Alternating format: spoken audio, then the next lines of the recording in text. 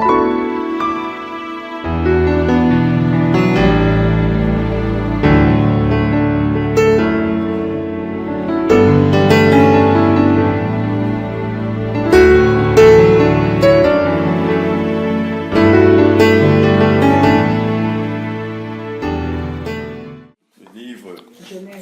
la Genèse.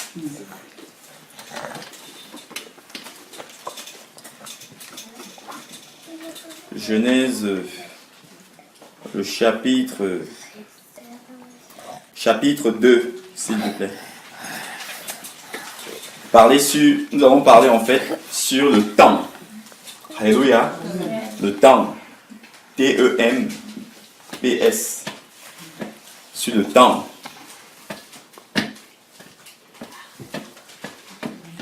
Et il est important.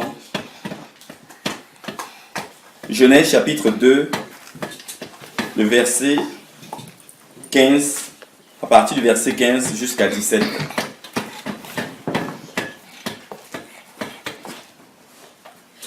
Genèse chapitre 2, du verset 15 à 17. Je lis au nom de Jésus. La Bible dit: Yahvé Dieu prit l'homme et le plaça dans le jardin d'Éden pour le cultiver et pour le garder.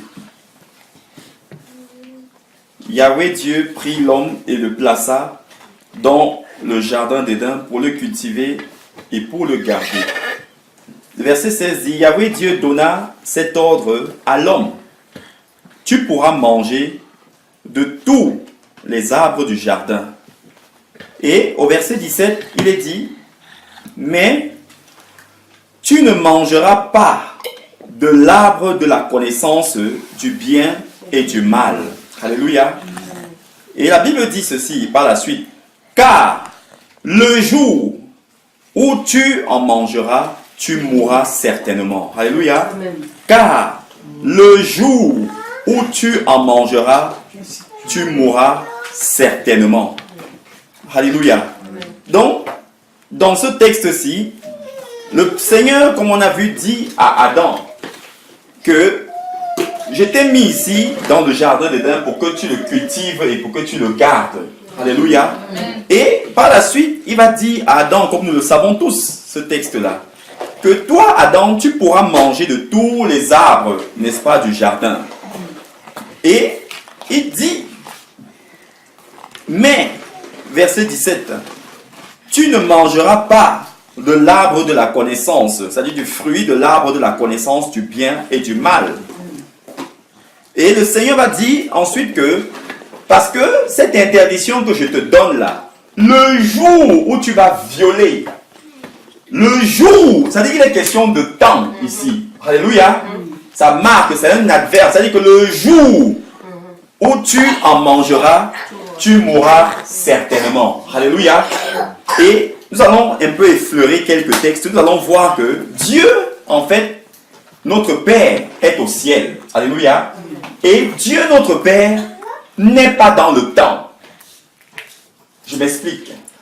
Le Père au ciel, en d'autres termes, au ciel, en fait, tous ceux qui vivent dans le ciel, n'est-ce pas, en dehors du Père, n'est-ce pas, n'ont pas connu le temps. Alléluia. Amen. Parce que au ciel, on vit l'éternité.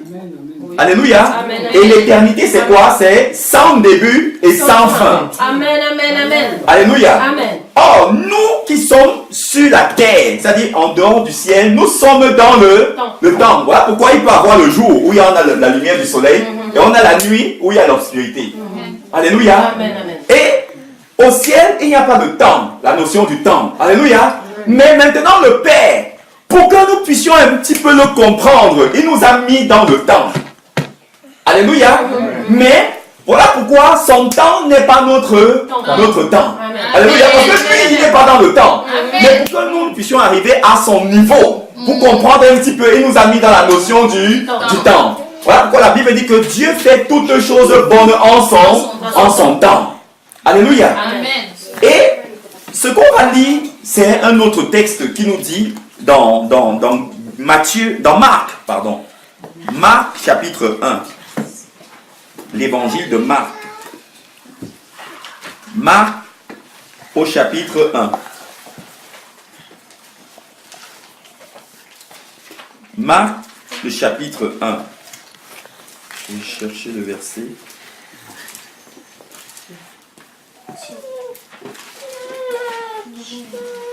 Marc, le chapitre 1, nous allons lire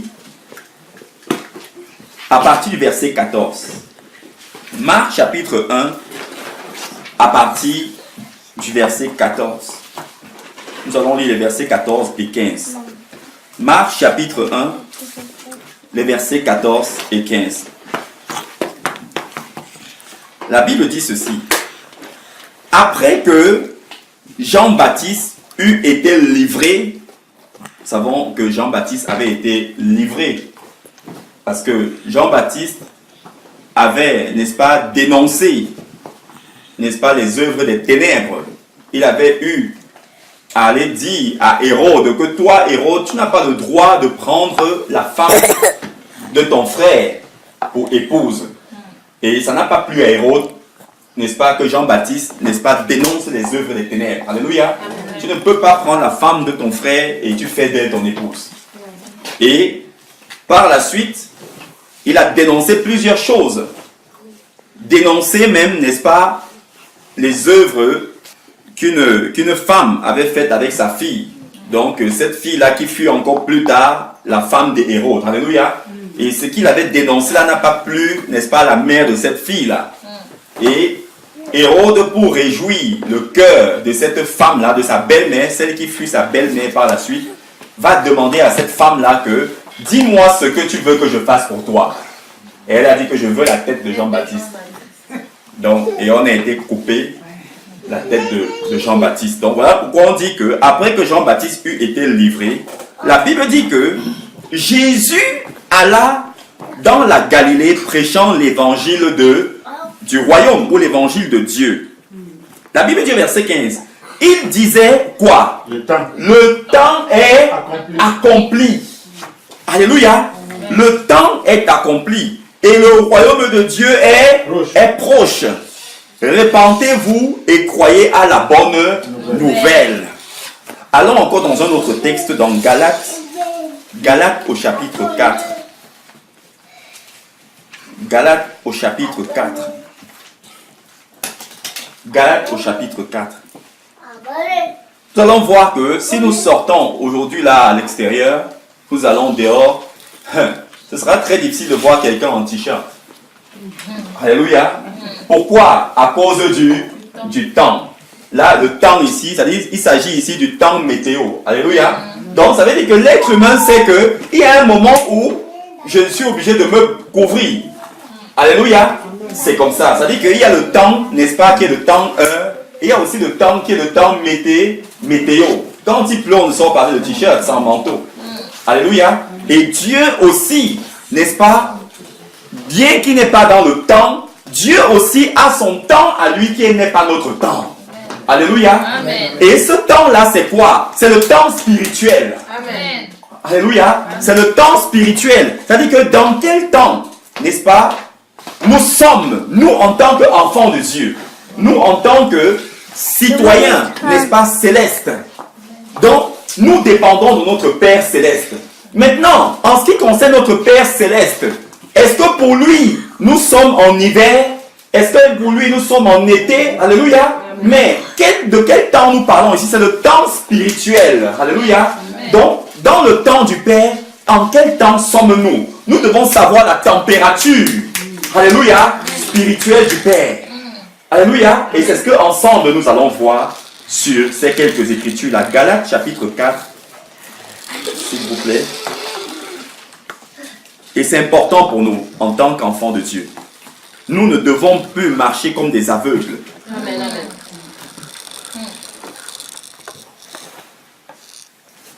Nous ne devons plus marcher comme des aveugles.